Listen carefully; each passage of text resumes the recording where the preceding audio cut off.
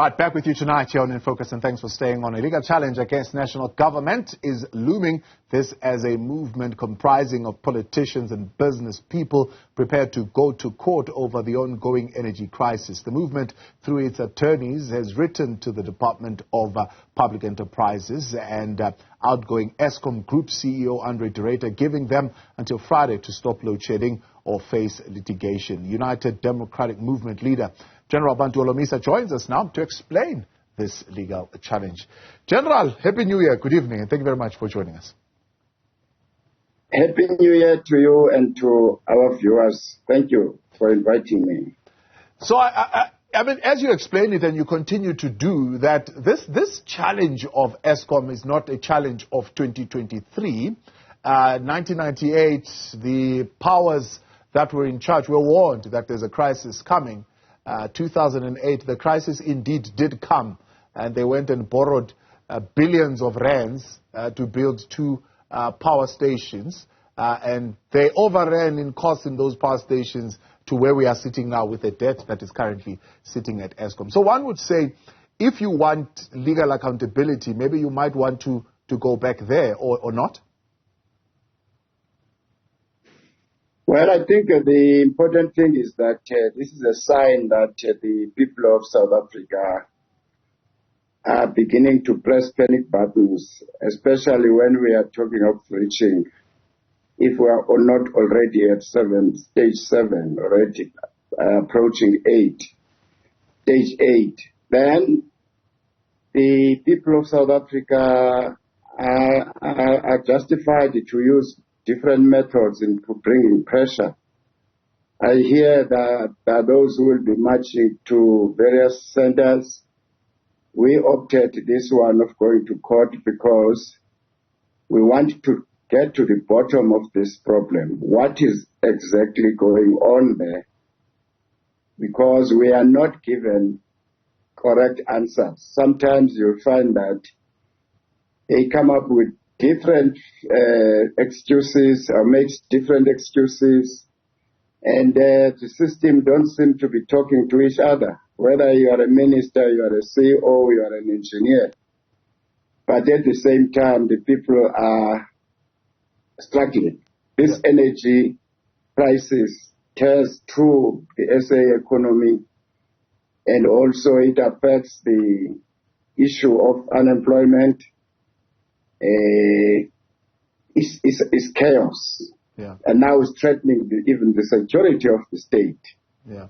So therefore, we say, in a nutshell, the state has not taken any reasonable measures to provide vulnerable South Africans with adequate and reliable energy. Yes. So the state, therefore, has contravened its duty to protect or rather provide energy to the people of South Africa as imposed by the Constitution. That's the bottom line. It's not unheard of course, that people and society would want to legally challenge a state in that nature. But of course, there are specific laws that you would want to rely on if you want to sue the state. So what are those specific laws that your case is going to be standing on? In fact, if you have read the letter which we have made it public, we have outlined every area where we are saying if the rights of the people in this sector, whether you talk water, you talk security, we have highlighted those. And it's up to the government and the Eskom, together with their agent, NESA, to respond to those. But as far as I can see, I doubt very much if they would say we are wrong. But we are more interested to know what happened to the monies which were taken from the National Treasury and given to Eskom to improve some of the engines which have broken down and built new ones. But what we also hear and know is that the same ruling party followed those dollars, those billions, and went to look for companies which are going to invest or build these two powerful plants. But the iron of the whole thing is that when they came here, they were told who to partner with. Guess who was the partner? The investment arm of the ANC called Chancellor House. So all these years, people are being asked to pay. The rates are increased, pay for electricity, high rates, and we are told that this is going to be part of paying the debt of Eskom. But why ANC is not telling us that they also owe Eskom as well? Because they should bring back that money. Because this is a classical example of a state capture in practice. In fact, you can even coin it to say this is an institutionalized corruption. Yeah. And we cannot allow this to happen, to continue to happen in this country. So what we want to say to them, come the 20th, they must respond. If they don't respond to these questions we've raised, then the papers going to court will be served to them. And those papers will be more in detail and also demanding to know how much did, for instance, the governing party got from the deal of Hitachi. All right. So that we can ask the court that they must pay back that money. Secondly, what is the time frame?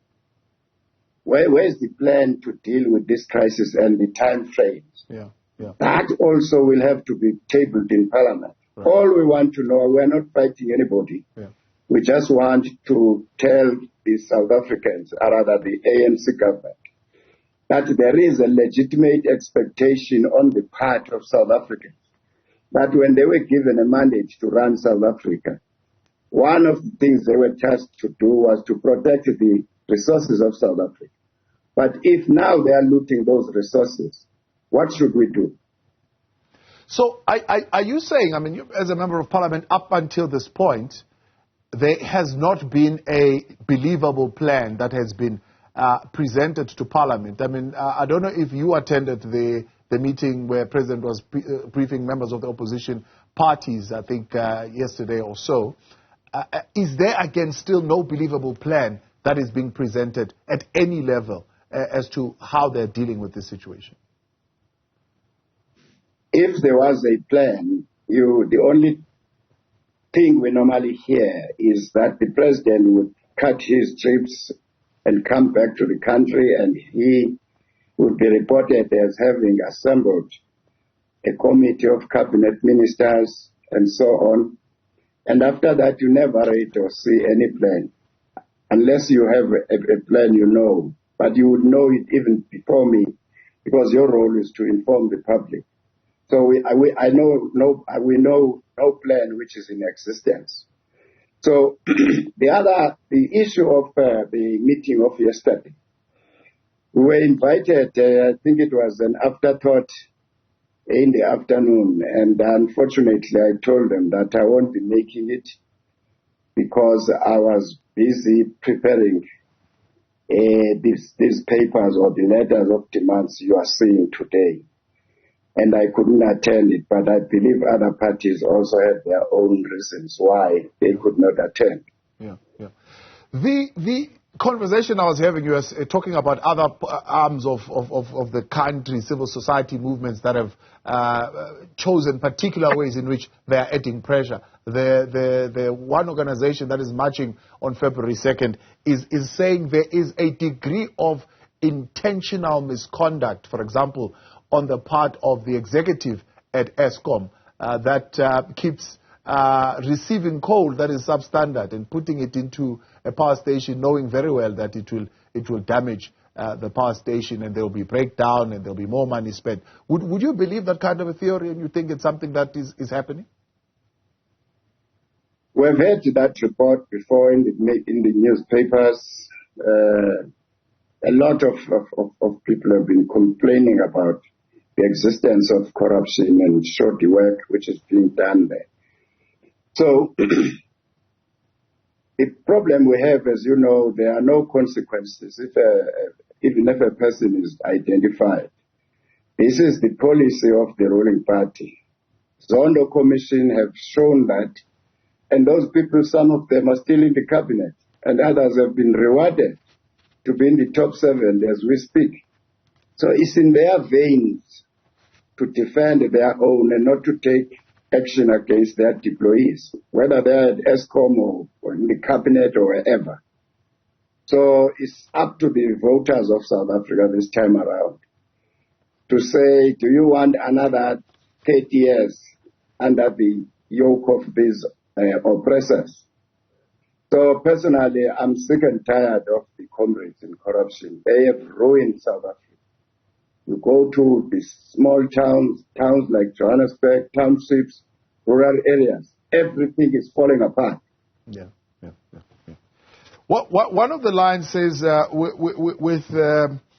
as a result of this continuous blackouts, the South African economy is predicted to show a radical decline. In your letter, part of the reasons why you are actually taking this particular action. Now, I'm looking at the names of those who are a part of this. Most of them are individual parties, small parties like yourselves, and some small businesses. But the people who are truly at the heart of benefiting from this economy are seemingly not a part of this particular lawsuit. Is that by design, do you think, or it's just you kind of left them out as you were grouping yourself together? No, this thing was voluntarily, and we didn't even make a big statement or announcement. And I'm privileged that at least there are people who thought they should ask for my opinion. And I said, no, go ahead. This is what this is a wicket I've been betting on for years. Because the misuse of state resources, we are beginning to reap the fruits of that. Because that money which was supposed to fix these electricity problems and infrastructure in general didn't go to those identified problems. But it went to the party and some leaders of that party. Now, we are also asking in that letter, wanting to know in detail, how is South Africa going to move away from fossil fuel to renewable energy? Yeah. What cost will this to the nation? Is it true that some plants, coal plants, have already been closed because we want to move towards renewable energy? If an answer is in the affirmative, can they share the plan? We hear also that USA and other Western countries are pledging 8.5 billion, or they've given us that money. What will that money be used for? So those details need to be clarified. What we are concerned about, and the situation is confusing. When we are told that close down the coal mines so that we use renewable energy. That's fine. There's nothing wrong in energy mix in any country. But what confuses us, the same people who says we must close down these, about 700% of export, or rather, since in the last 2 years or 3, there's been an increase on the demand of South African coal. It's almost 700%. Now, we are going to live in the dark, and wait for a thing we have not practiced in the past. Yeah. So there is therefore a need for a balancing act here. Yeah. And I'm happy that at least we have resources in our hands. Coal, with nuclear, with hydro, we've got renewable energy. That energy mix must be the one which people must try and focus and discuss it, and maybe we'll come up with a solution. But at short term, to address the current situation, we are saying it is not good that in the middle of load shedding, NERSA, a government agent, raise the rates to 18%. Now the government is running away from its responsibility. It's using an agent. But what's the difference between the government, Eskom, and NERSA? It's one and the same thing. Now they are saying the taxpayers must foot the bill. Then ANC continues to take the money from Eskom or to these projects back to their Lutuli house. No. We say no to that. Now, General, I mean, I know you're aware of this, and I understand what you're saying here is a way of putting pressure. One, you are very clear, even as you say, end load shedding by the 20th of January. It's not going to happen. It's not possible. But you are then also going to serve the papers. I mean, just by looking at the summary of some of the laws that you're going to be talking about, the right of freedom of trade, occupation and profession, the right to education, the right to life and health care, the right to water and sanitation, basic rights, basically. It looks to me that this is something that will possibly be seeking access in a constitutional court. That is where it's going to be discussed. Your experience of knowing, for example, what has happened with taking the Minister of Social Development to court on the grants issue. It's going to be a process. It's not something that you can litigate in a month or in 2 months. It could even take years for us to get a conclusion. Do you think as a strategy where we need urgent intervention, this would be a good strategy? It would be a good strategy in the sense that we are saying, for instance, why do you increase electricity prices in the middle of load shedding? On that one, they should suspend that completely. Number two, where is this money which they have been borrowing it from World Bank and so on and so on? What is it doing? Where is this $8.5 billion US? What is the plan about it? All we want for the 20th